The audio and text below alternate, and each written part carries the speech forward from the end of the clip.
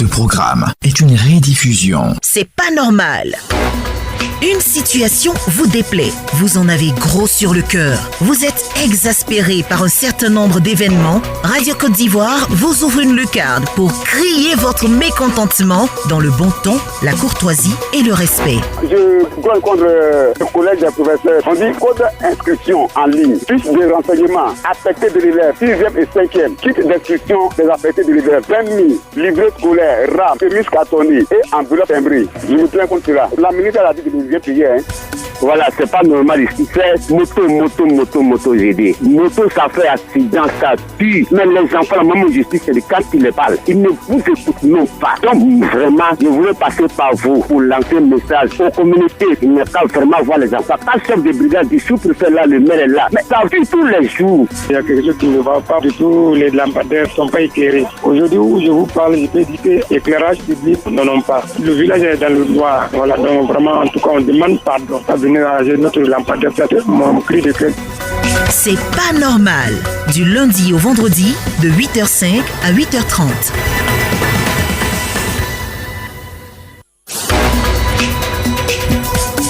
27 20 21 44 48 27 20 24 27 87. Diomon Stéphane est à la technique, Wassa Traoré à la réalisation. Je suis Annick. Madame, monsieur, prière s'il vous plaît. Quand vous appelez, éloignez-vous de votre radio et puis soyez bref, précis et concis pour qu'on puisse mieux cerner le problème et vous apporter des pistes de solutions. Kone Moussa nous appelle de Wurofla. C'est à Séguéla. Oui, c'est à Séguéla. Comment allez-vous? Je vais très bien, madame. Et chez vous? Ça va très bien, merci beaucoup. On vous écoute. Madame, vraiment merci. Je suis content de vous avoir parce que vraiment, chez nous ici, on a un gros sur le cœur. Je gueule contre le ministère du Commerce qui a leur représentant à Séguéla. Madame, chez nous actuellement, nos produits là, vraiment c'est mal payé. L'anacarde, le gouvernement donne le prix de l'anacarde. Le gouvernement dit c'est 315 francs. Mais chez nous ici là, on a commencé par 300. 300, on est venu à 250. 250, aujourd'hui, on parle de 200.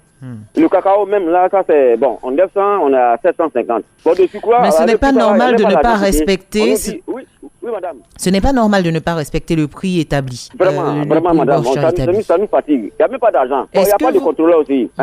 Pourtant, le ministère du Commerce est représenté à Séguéla. Il doit contrôler. D'accord, mais est-ce que vous avez posé ces préoccupations au niveau du ministère du Commerce de la section de Séguéla? Madame, on a posé le problème. Eux-mêmes, souvent, ils viennent sur le terrain même. On les voit, on dit les contrôleurs sont là. Ils sont dans les bâchers. On les approche, on leur dit, vraiment, c'est mal payé. Bon, ils viennent et tout, ils s'en vont. Bon, je ne sais pas qu'est-ce qu'il faut, madame. Vraiment, le gouvernement n'a qu'à nous aider, sinon ça ne va pas. On n'a pas d'argent. On va interpeller le ministre du Commerce, de l'Industrie et de la Promotion des PME, au moins pour qu'il délègue une équipe à la section Séguéla, déjà pour mener une enquête et puis savoir si le travail est fait ou pas et pourquoi ce n'est pas fait et trouver une solution. Madame, merci beaucoup. D'accord, merci beaucoup, Kone Moussa. C'est pas normal. Ici à Kakaboré, vous nous appelez de Diego Nefla. Oui.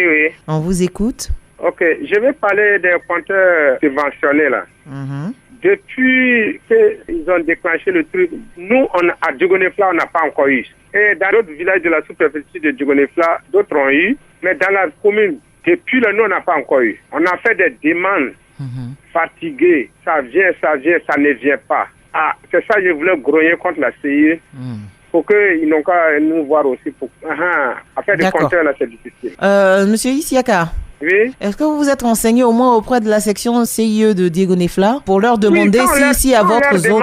Ils disent que ça vient. Ça dure maintenant depuis 4 ans, ça ne vient pas. D'accord, donc vous interpellez l'État afin de pouvoir bénéficier de ces compteurs subventionnés aussi. On va dire que c'est une doléance. Voilà, vous demandez qu'on puisse en faire venir les compteurs subventionnés à Diego Nefla. Voilà, c'est bien ça. C'est bien noté ici à Kakaboré. Merci beaucoup. C'est pas normal. Adjoumani Moussa, comment ça va à Waké? Ça va très bien à Waké. La sous-préfecture, c'est une sous-préfecture de Kounfao. De Kounfao, oui. Dites-nous ce qui n'est pas normal. Bon, maman Annick, c'est pas normal entre Waté et Kounfao. Notre voie est très très gratuite. D'accord, la route est dégradée. La route est dégradée. Quand on pleut, je dis, on va attendre la demain avant de sortir. Donc, il demande pardon à l'État. Tant de plus là, on ne peut pas sortir, madame Annick. Donc, c'est l'axe Waké-Kounfao. Waté-Kounfao. C'est à combien de kilomètres environ? Bon, à moins 30 kilomètres. C'est très très gâté au Manek. Oula, 30 km quand même. C'est beaucoup. D'accord, monsieur Adjoumani Moussa. On a bien compris, on va demander, c'est une doléance adressée au ministre de l'Équipement et de l'Entretien routier qui fait déjà beaucoup pour certaines zones. J'espère, on va le dire, on espère que ces projets-là arrivent au niveau de Waké pour que l'axe Waké-Kounfao soit mieux praticable, on va le dire. C'est pas normal. Yao Mathieu, il nous appelle de Bodokro. Qu'est-ce qui ne va pas? Madame, vous savez que le secteur du pays repose sur l'agriculture. Hein? Évidemment. Voilà. Bon, nous qui sommes restés ici pour faire les champs là, c'est parce qu'on n'a pas la place au Abidjan, une ville là-bas. Aujourd'hui, le maïs, l'arachide, le VA, le cacao, si ce n'est pas à cause des planteurs, personne ne connaît ça. Aujourd'hui, le gouvernement a fixé le prix de l'anacade à 315 francs. Aujourd'hui, si vous parlez, l'anacade est venu à 250. Vraiment, quand c'est comme ça, c'est pas normal. Mais le 315 francs, ça ne nous arrange pas, nous les planteurs. Ouais, et puis ils ont diminué encore à 250. Et bon, on ne sait pas comment, on ne sait pas. Hein? Donc, vraiment, je veux que le gouvernement n'a qu'à revoir ça. Sinon, ça ne nous arrange pas, nous les planteurs. Voilà, ça ne nous arrange même pas. D'accord, cette année, l'anacade n'a pas produit. Ils viennent payer encore à un prix moins bas. Quand c'est comme ça, madame, c'est pas ça. Donc, je les demande pardon. Ils n'ont qu'à venir voir ça pour nous. Sinon, on pleure. C'est pas évident. D'accord, vous n'êtes pas le premier auditeur à appeler pour ce cas. Il y a eu un premier auditeur également. Merci Yao Mathieu. C'est pas normal. Camara Emmanuel nous appelle de Sipilou. C'est pas normal, hein. On vous écoute. Le prix de cacao. Normalement, la Côte d'Ivoire dit que la Côte d'Ivoire se repose sur l'agriculture. Et les agriculteurs qui font la Côte d'Ivoire d'ailleurs, leur produit n'est pas payé à un prix satisfaisant. Le gouvernement a donné le prix 900.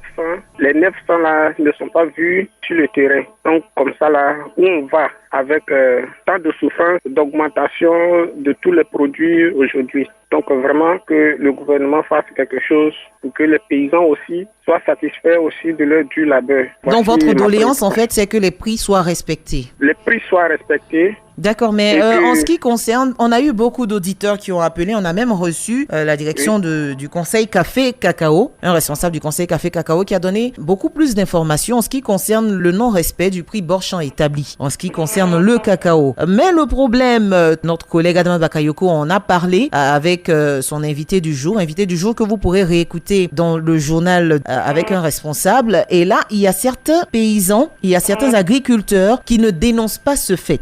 Quand les enquêteurs viennent. Madame, quand on dénonce là, il n'y a pas de résultats. On n'entend rien du gouvernement. Ils sont là dans le village, ils se promènent, ils payent au prix qui les plaise. Vous voyez?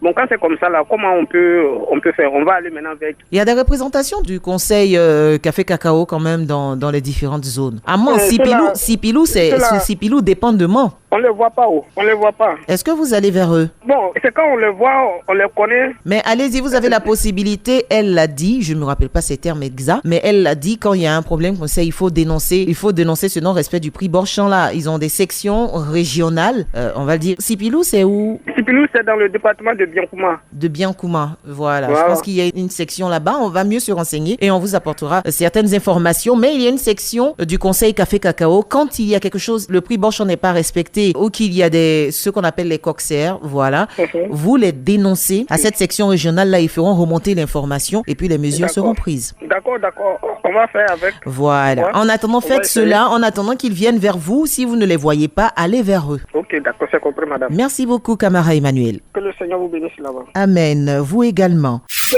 pas normal. Bakayoko Adama, vous êtes à V15. Oui, très bientôt. C'est à 45 km de Guiglo. Alors, on vous écoute. Madame, nous n'avons pas de station de carburant, c'est ça qui nous fatigue. Comment? Quand tu as besoin de carburant. De station-service. Oui. Si carburant est fini, si tu vas lever 33 000 francs par litre à Guiglo. Dis donc? Oui, 45 000 mètres de Guiglo. Souvent, on dit que Guiglo est fini, on s'en va à Zanya encore. C'est pas normal ici, avec le carburant. D'accord. Donc, vous demandez aux responsables de station-service de carburant de pouvoir ouvrir une station à V15 pour vous éviter ce long trajet pour aller chercher du carburant à Guiglo. Oui, c'est ça. D'accord. C'est une doléance qui, on l'espère, a été prise en compte. Merci beaucoup, Bakayoko Adama. C'est pas normal. Tabiri Anatole, vous nous appelez de Vafla, c'est à Kanzra. Oui, c'est parti de Kanzra. On vous écoute. Oui, je voulais parler des cas d'entier là. Justement, on vous écoute. Voilà. Depuis 2020, j'ai fait ma carte d'identité là. Depuis là, je vois pas. Bon, quand je vais vérifier là, on dit c'est en cours. Bon, j'ai dit je vais refaire. On me dit faut pas, je vais refaire. Bon, je sais pas quoi faire. Non, parce qu'il ne faut pas s'enrôler 2 fois, vu qu'après enrôlement, il y a des enquêtes qui sont menées pour pouvoir confirmer certaines informations avant de vous délivrer la carte nationale d'identité. Donc, vous dites c'est depuis 2020. Depuis 2020, j'ai dit 2023. D'accord.